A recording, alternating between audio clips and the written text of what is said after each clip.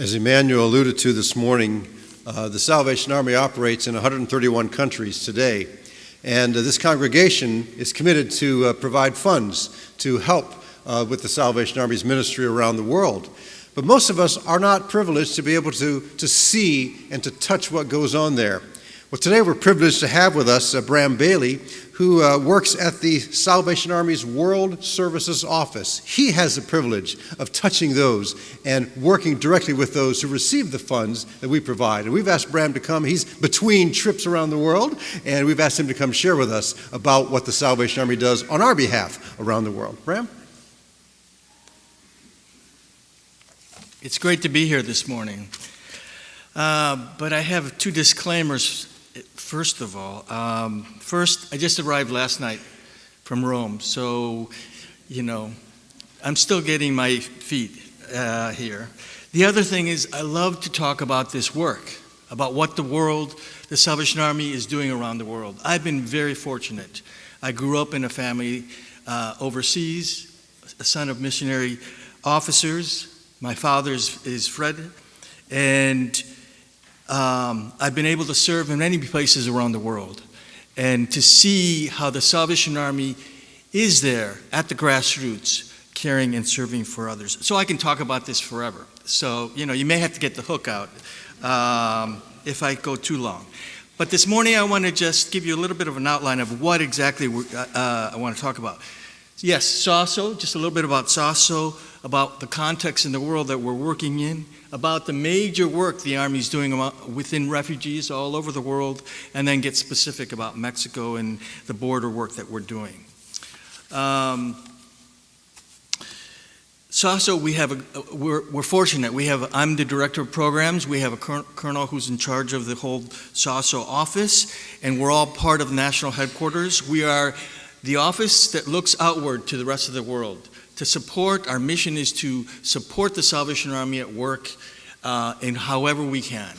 And we work on behalf of you, the 4 U.S. territories, supporting either through funding, through monies that come to SAWSO from the 4 territories, from other donors, and also through technical support to help develop programs in different parts of the world. So we have a program team of 8 people with incredible expertise, 2 doctors, everybody has lived and worked in a developing context and has experience in things from primary health care to emergency response to anti-human trafficking to education and literacy, all programs that the Salvation Army does extensively overseas. So that's the team that I work with. The interesting thing is that as I've been working there for 20 plus years, and you look out over the world, this world that we live in is getting smaller. We communicate. I can call my friend Elvis Imambwa, who lives in Zambia. I could call him right now, and we'd have a long chat. But I could also in 24 hours be there in Zambia next to him, worshiping in Sunday morning service. It's a different world than many of us grew up in. So we are living in a much smaller world, and the issues that affect us, that affect other parts of the world, affect us. And the things that affect us here affect other parts of the world. And the Army knows that, has been a part of that, being in 131 countries. And we're privileged in that we understand this interconnectedness between us and others, and we work to share, to work together. It's not just about what we send from here in the States in terms of resources overseas, but it's what the Army is doing there and how they're sharing how the Lord is working. The church is growing much greater in Africa and Asia, in the 2/3 world, than it is here in the States. And we're a part of that ministry. What is the Lord doing there? And learning how He's working, how we do integrated work ministry, both the social and the spiritual, and how things are moving. But there's also many challenges around the world. And one of these is the refugee works throughout many parts of the world. People who are being displaced. And the Army is in the midst of all that, caring and serving, and regardless of politics, regardless of partisanship, regardless of religion, anybody in need, the Army is there and wants to help and support in the name of Christ and serve others. We've got a huge project and program that the Army runs in Bangladesh with the Rohingya refugees from Myanmar that have been persecuted. We've got a huge project in northern Uganda dealing with Sudanese refugees coming from the north. There's a big program that I just came back from that's in Greece and Italy. Greece dealing with more than 500 families that are displaced, don't know what to do. They're from Syria, looking for a safety, looking for a new way of life, looking for a better future for their children, but have no place to go. In Italy, we've got a program that focuses on North Africa, all kinds of people who, again, have left home because they're desperate. They don't know what's next. They don't know what to do, and looking for a better way. But the Army's there, supporting, helping to figure out what the situations are on a family-by-family basis, and working on solutions and partnering with the greater community, with the religious bodies, within the Christian community, but also with other faiths to, again, demonstrate Christ in the midst of the challenging world problems. I want to get specific now about Mexico and the issues with the border. As you can see from the slide, we know the statistics, we see them in the paper all the time. But the significant part of this situation is that over 25% of the refugee problem in the world is on the border. And so the Army is doing a really unique thing that doesn't happen quite very often, is that it is affecting 4 of our territories, Salvation Army territories, many countries, and for one of the first times, they're all working together, the 4 territories. It started about a year and a half ago where all the caravans began moving north from Central America, and the Salvation Army in each of the locations came together and said, we've got to do something.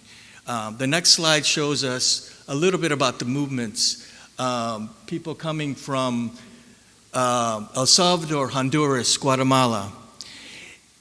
And again, you can talk about the numbers, but it's the people. A woman in Honduras whose son comes home, who's 10 years old, and says to her, Mom, if I don't join the gang, they're going to do something to us.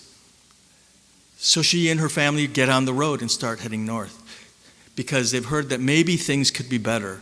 Maybe they could be better in Guatemala. Maybe we can get to Mexico. Who knows what can happen?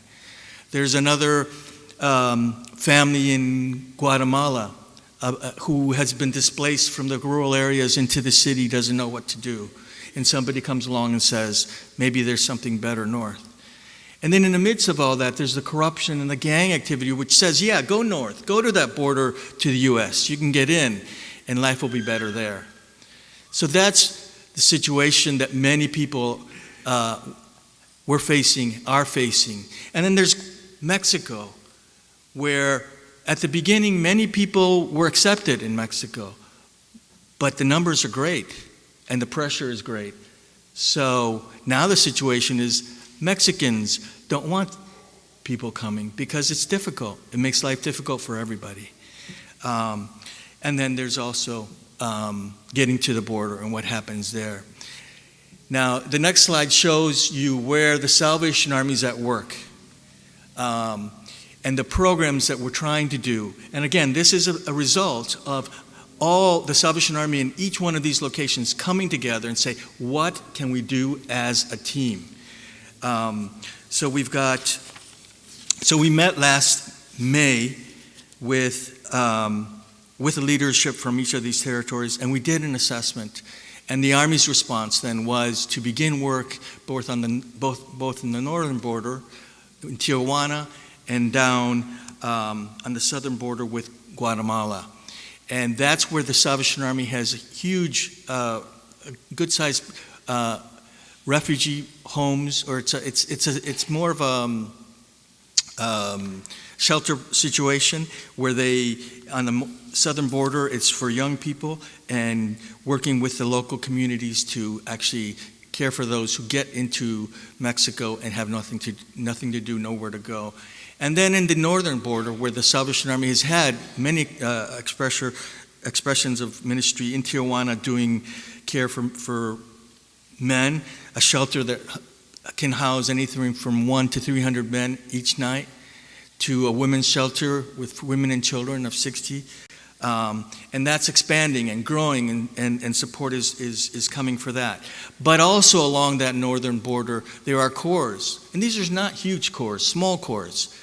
But they become centers where people can come together, all those organizations that are doing something for refugees, to share what we're doing. How can we work together? How can people have one place to come to and get the care they need? And then at the same time, on that Mexican border, on the north side, in the U.S., the Salvation Army is at work in El Paso, in San Diego, all the way to the Gulf Coast. And the situation is that when many people reach the border, to the U.S.-Mexico border, and they want to come in and ask for asylum, and it's 6 weeks at least, maybe more, for an appointment. So many of the people, where do they go? So that's where shelters support them on the Tijuana side, or on the Mexican side of the border while they wait. And we work through their situation. We talk about what the possibilities are. In many cases, some people decide to then go back, or decide maybe there's a job in Mexico. And many still want to go north. So then on the other side of the border, once they get their first interview, they're allowed to stay for a while. But the situation is, the border patrols, the people working on the U.S. side, the resources are limited in terms of where people can go. So the Army is one of the groups that the U.S. government and others call to help support, provide shelter, provide food, and so on. So once a month, the people working on all of these programs have a call, and we talk about what's going on, how can we do this better. It's a fluid situation, constantly changing. And so we have to be ready to deal with that situation and make it as best as we can a better situation. One of the exciting things also then is the source, and that's down in Guatemala and Honduras and El Salvador. There, the Army is a very small army, but they're not daunted by that. They are still providing information, getting out into the cities and trying to counter the arguments that people say about going north, trying to provide support to families that are at risk and can't find jobs, and helping them to maybe find a solution there. Many of those problems are systemic and will take many years to solve. But the Army's not daunted. The Army's doing something. And what's also exciting is that as a result of all of this work, there are many young people also in the Army who want to know what we're doing. And right now, we're very fortunate to bring on board a grandson of the DeMichaels, who's gone down to Mexico to help work with the local team to write the reports, to write the proposals, to access funding, to help manage with these phone calls that are happening there, to actually be a support to the Salvation Army there. And to me, this is a demonstration of how, as an integrated Army, we are working together. And before I finish, the last slide is a prayer. And I want us to pray yourself this prayer of how can God use us more and more in this difficult, complex situation that has all kinds of dimensions that divide us. But bottom line is, how can we be Christ and demonstrate Christ in these difficult situations?